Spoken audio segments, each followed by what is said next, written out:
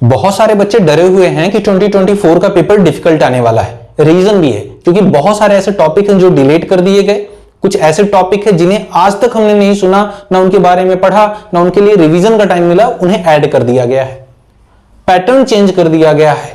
इन सारी चीजों को लेकर के बच्चों में बहुत बड़ा कंफ्यूजन है कि पेपर डिफिकल्ट होगा या इजी होगा। क्या मैं इन्हीं के बेसिस पर कह सकता हूं कि पेपर डिफिकल्ट होगा या इजी होगा? बिल्कुल नहीं। हमें एक प्रॉपर एनालिसिस करनी पड़ेगी कि सर प्रीवियस ईयर्स में जो जितने भी क्वेश्चन पेपर हुए हैं उनका डिफिकल्टी लेवल क्या था, number of student per year कितने थे जिसकी वजह से कट ऑफ हाई या लो जा सकता था। इस बार 24 में नंबर ऑफ स्टूडेंट कितने हो सकते हैं, जो डिलेटेड चैप्टर है उनका क्या इंपैक्ट पड़ने वाला है 24 के कट ऑफ पे। इन सारी चीजों को हम एनालाइज करके और फाइनल कंक्लूजन में आपको बताऊंगा कि पेपर कैसा होने वाला है और आपको किन किन चीजों पर ध्यान देना चाहिए और आपके लिए आपकी कैटेगरी वाइज सेफ स्कोर क्या हो सकता है, हम उस पर बात करेंगे। क्लियर है बच्चों? चलिए समझ लेते हैं। पहले हम बात करेंगे प्रीवियस ईयर्स पेपर पैटर्न के बारे में। अगर हम बात करें 2021 में, तो आपको पता होना चाहिए कि 2021 में फिजिक्स का पेपर थोड़ा ज्यादा डिफिकल्ट था। वहीं 2022 में अगर बात करें तो असर्शन रीजन केमिस्ट्री में ज्यादा पूछे गए थे, वेल स्टेटमेंट बेस्ड क्वेश्चन 2022 में बायोलॉजी में ज्यादा पूछे गए थे। वहीं 2023 में बायोलॉजी में असर्शन रीजन ज्यादा पूछे गए थे और स्टेटमेंट बेस्ड क्वेश्चन ज्यादा पूछे गए थे। तो आपके माइंड में ये आएगा कि फिजिक्स हुआ, केमिस्ट्री हो गया, बायोलॉजी हो गया, क्या फिर से 24 में फिर से फिजिक्स पूछा जाएगा? इट में भी, बट हम डायरेक्ट नहीं कह सकते ना सर कि ये ऐसा होगा फिर से फिजिक्स हार्ड आने वाला, बिल्कुल नहीं। नंबर ऑफ स्टूडेंट की बात करें, मैं आपको बता दूं 2021 में मेरे बच्चों 15.5 लाख स्टूडेंट ने एप्लीकेशन फॉर्म फिल किया था। वहीं पर 2022 में 17.6 लाख स्टूडेंट ने एप्लीकेशन फॉर्म फिल किया था। वहीं 2023 में 21 लाख स्टूडेंट ने एप्लीकेशन फॉर्म फिल किया था। तो सर 2024 में कितना हो सकता है? ये अप्रॉक्स बता रहे हैं आपसे, एटलीस्ट 23 लाख तो जाएगा ही बच्चों, जिसकी वजह से कट ऑफ जो है उस पर इसका इंपैक्ट दिखेगा, आपको बिल्कुल दिखेगा। वहीं अगर हम बात करें इंपैक्ट क्या होने वाला है, जो डिलेटेड चैप्टर है, सबसे बड़ा इंपैक्ट इसी का होने वाला है मेरे बच्चों। सबसे बड़ा इंपैक्ट मैं आपको बता दूं, बस जो डिलेटेड चैप्टर है इनका दिखने वाला है। रीजन क्या मैं आपको बता दूं, जैसे अभी आप टेस्ट दे रहे होंगे क्लास में, कुछ एग्जाम दे रहे होंगे, तो उनमें मैं आपको बताऊं आप सारे क्वेश्चन कर लेते हैं, लगभग एक दो ऐसे क्वेश्चन रह जाते हैं जो आपको नहीं समझ में आता कि किस टॉपिक से पूछा गया है, ये हमारे सिलेबस में है भी या नहीं। लेकिन फिर वहीं बगल से एक बच्चा निकल रहा होता है क्लास से, बड़ा मुस्कुराता हुआ कि भाई मैंने तो सारे कर लिए, फिर तुम उसके पास जाते हो भाई ये बता क्वेश्चन कहां से आया था, तो वो आपको बताता है पर्टिकुलर इस चैप्टर के, इस टॉपिक के, इस लाइन से ये क्वेश्चन पूछा गया है। फिर तुम देखते हो हाँ भाई पढ़ा था बट ध्यान नहीं था। रीजन क्या है? बस एक चीज, हमने उसको पढ़ा बट प्रॉपर अंडरस्टैंडिंग नहीं की हमने उसकी।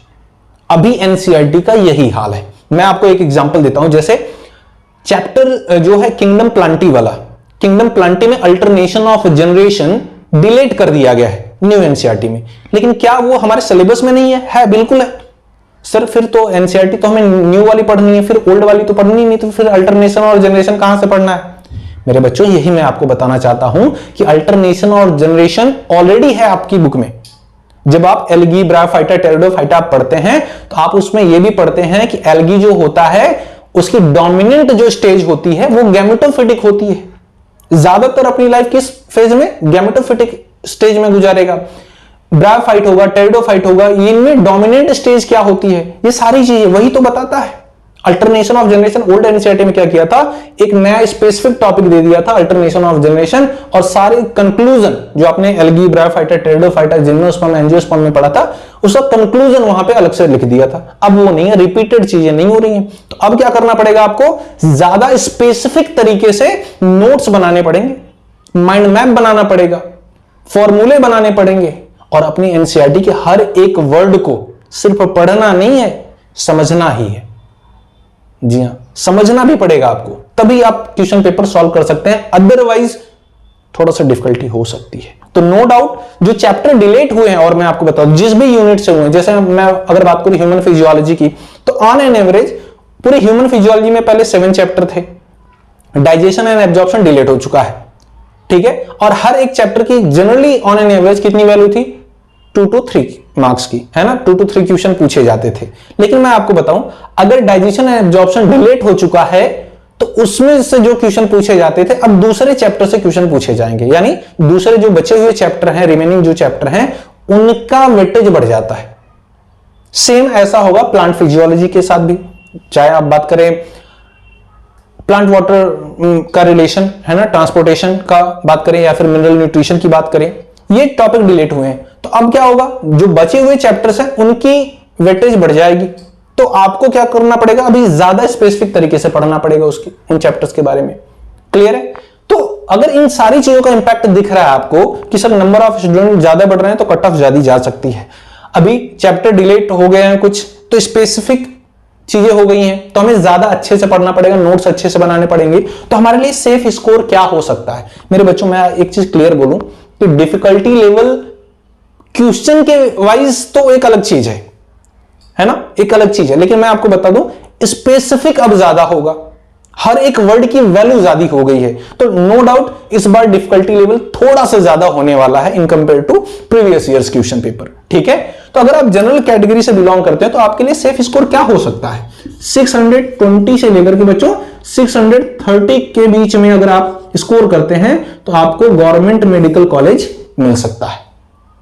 जी हां, अगर आप ओबीसी कैटेगरी से बिलोंग करते हैं तो एटलीस्ट आपको 600 से लेकर के 610 तक आपको स्कोर करना चाहिए, जिससे कि आपको गवर्नमेंट मेडिकल कॉलेज मिल सके। वहीं अगर आप एससी एसटी कैटेगरी से बिलोंग करते हैं तो एटलीस्ट आपको 550 स्कोर करना चाहिए, जिससे कि आपको अपने मेडिकल कॉलेज में आप अपने जा सकें, एक सेफ स्कोर कर सकें। इतने मार्क्स आपको लाने पड़ेंगे। अब इसके लिए क्या करना पड़ेगा तुम्हें? फिजिक्स, केमिस्ट्री और बायोलॉजी, इन सभी के टॉपिक को मैक्सिमम टाइम रिवाइज करिए और अपनी एनसीईआरटी को वैल्यू दीजिए। जी हां, हर एक चैप्टर को एटलीस्ट 4 to 5 टाइम रिवाइज कर लीजिए। ठीक है? और अच्छे से माइंड मैप बनाइए, ट्रिक बनाइए, क्वेश्चन पेपर सॉल्व करिए। ठीक है? और मैं बहुत जल्दी ही वन शॉट वीडियो डालने वाला हूं आपके लिए, और ट्रिक वाली वीडियो मैं ऑलरेडी डाल रहा हूं। ठीक है? बहुत सारी वीडियो मैं डालने वाला हूं आपके लिए। तो किसी अदर टॉपिक पर अगर आपको वीडियो चाहिए तो कमेंट सेक्शन में मेंशन करिए, मैं आपको रिप्लाई करूंगा, उस पर्टिकुलर टॉपिक पर वीडियो बनाकर प्रोवाइड कर दूंगा। आई होप सो चीजें आपके लिए थोड़ा सिंपल हुई होंगी, चीजें समझ में आ रही होंगी। और हाँ, इंफॉर्मेशन अगर आपको अच्छी लगती है तो आप हमारे चैनल को सब्सक्राइब कर सकते हैं। यहां पर आपको मिलती है नीट की लेटेस्ट अपडेट और बायोलॉजी हमारे साथ पढ़ने का मौका। तो मिलते हैं आपसे नेक्स्ट वीडियो में एक नई इंफॉर्मेशन के साथ। तब तक के लिए जय हिंद।